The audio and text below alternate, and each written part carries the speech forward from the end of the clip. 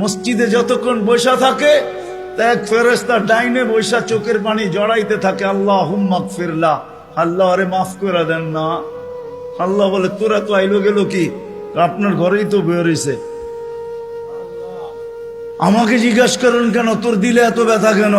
আপনার ঘরেই তো বয়ে রয়েছে, বন্দা তো আপনারই, সৃষ্টির সেরা তো আপনিই বানাইছেন। ও যদিও না কান্দে তো আমি ওর পক্ষ হয়ে একটু কান্দতেছি, অসুবিধা কি? আরেকজন বলে আল্লাহুম্মা আরহাম আলাইহি, আল্লাহর উপরে দয়া করেন না। আপনার ঘরে বসে রইল, তারপরে যদি দয়া না করেন তো বাজারে গেলে করবেন, ওটা তো দয়ার জায়গাই না। কি করে না করে না দোয়া? যতক্ষণ মসজিদে বসে থাকে আরেকজন নামাজের সওয়াব লিখতে থাকে। আল্লাহ বলে ঘুমায় তো রইল, তুই নামাজের সওয়াব লেখস না কেন? ঘুমাইলো তো আপনার বাড়িতেই ঘুমাইছে, আর কোথায় ঘুমাইছে? সওয়াব লিখবো না তো লিখবো না কেন?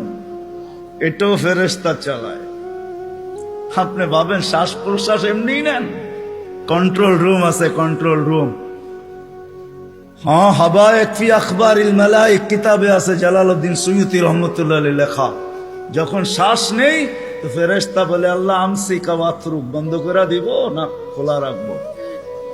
আল্লাহ 1,60,000 বার মেসেজ থ্রো করে, অটো উতরুক আলী আবদি আজাল, খোলা রাখ, সীমা রেখা দেওয়া আছে। যেদিন সীমা রেখায় আসবে ওই দিন বলবো টানবো তো আর ছাড়তে দিবি না, ছাড়বো তো আর টানতে দিবি না।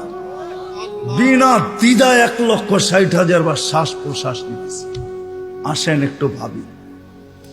সুর তো আমার কাছে নাই যে আমি আপনাদেরকে পাগল করব।